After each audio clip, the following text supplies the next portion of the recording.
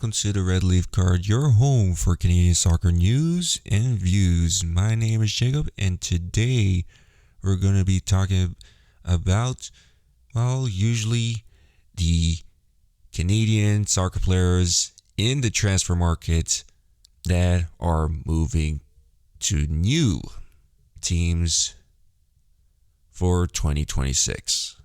As known, a big news for in Canada soccer is that it's official that Ali Ahmed of Vancouver Whitecaps is moving to Norwich City, and it's a huge one that he will be in the English League to move on to the big leagues.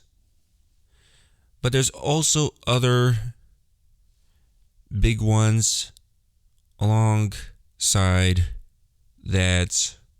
A lot of in the Canadian Premier League, they're going to decide on keeping some of the players that were on expired contracts. But a big one that a lot of fans, I would have to say that who are really into the Canadian Premier League and are reacting to this big news is that Inter Toronto FC has extended the contract with Oswaldo Leon.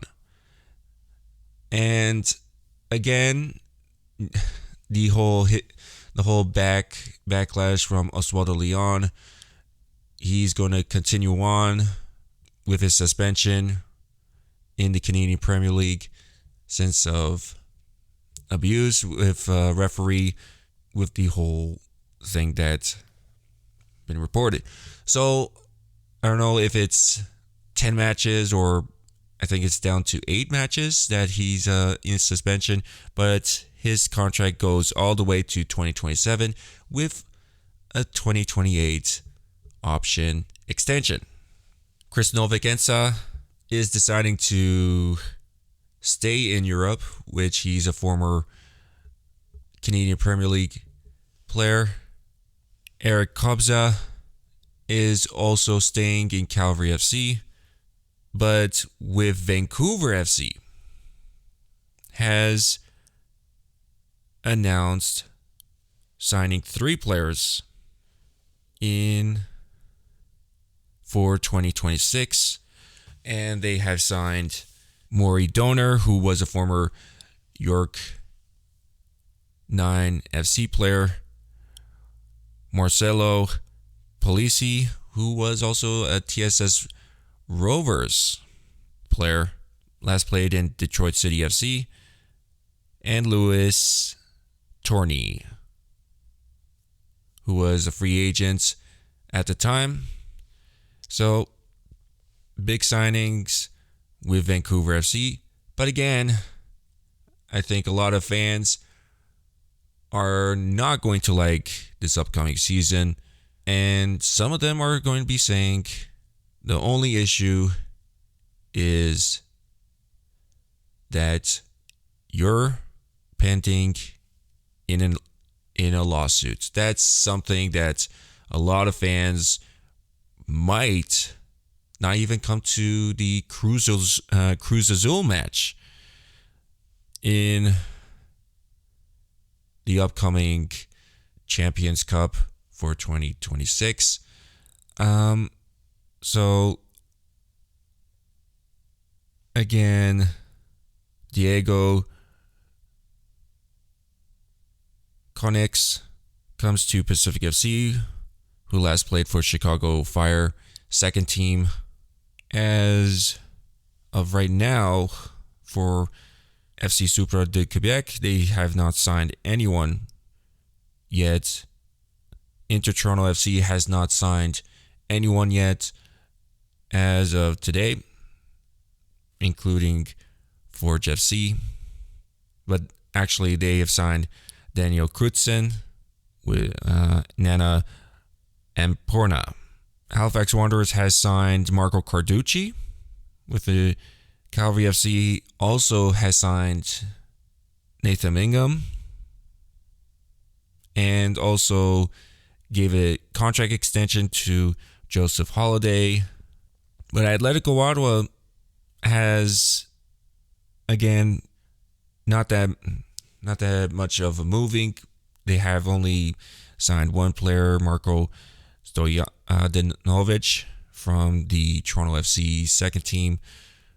But again, it's early of the offseason right now, but we'll have to wait and see until the upcoming season of 2026 Canadian Premier League starts and see how every of those 8 teams do well.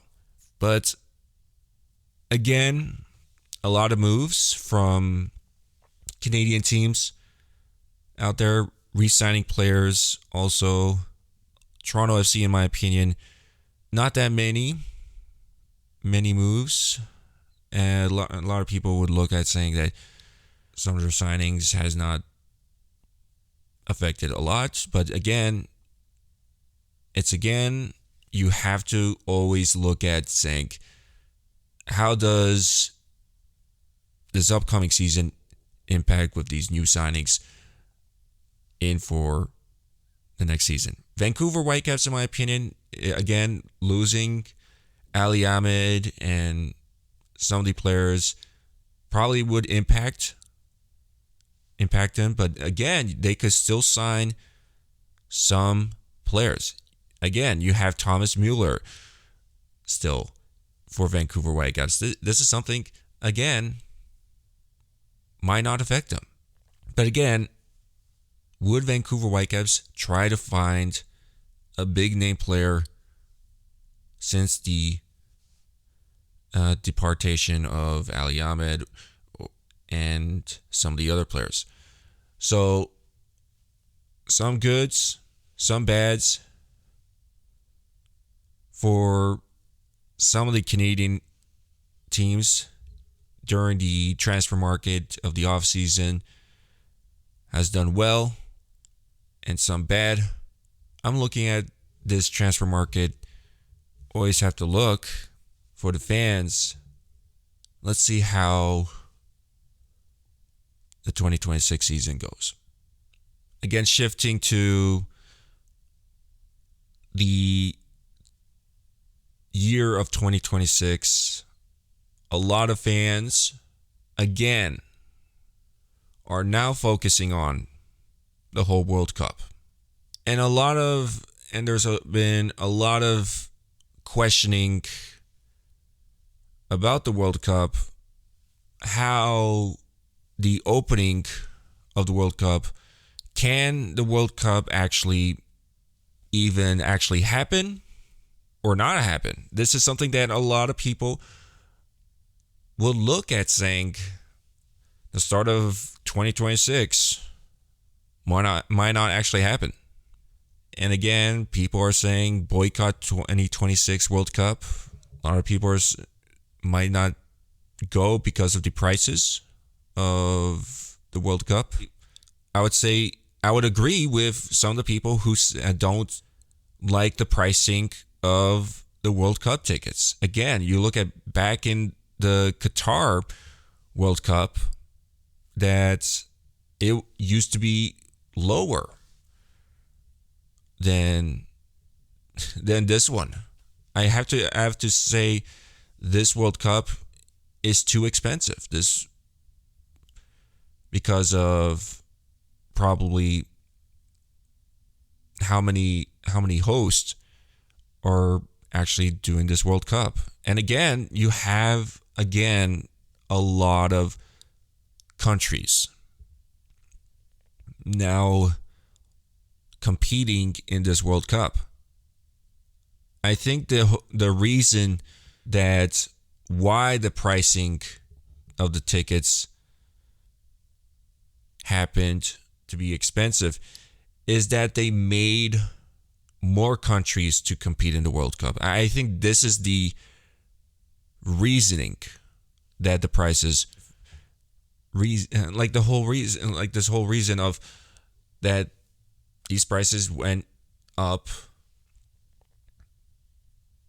I think a lot of people are going to say about, if you look at Canada, for example, of trying to get tickets for Canadian match, it's so expensive to even go in a Canadian dollar. If any Canadian was trying to get a World Cup ticket and watch Canada or any other country that's playing in Toronto or Vancouver, I would probably say that it would be one of the most expensive tickets to actually go at this point. Like you have to look at saying it's that how, like, I would rather buy an expired ticket instead.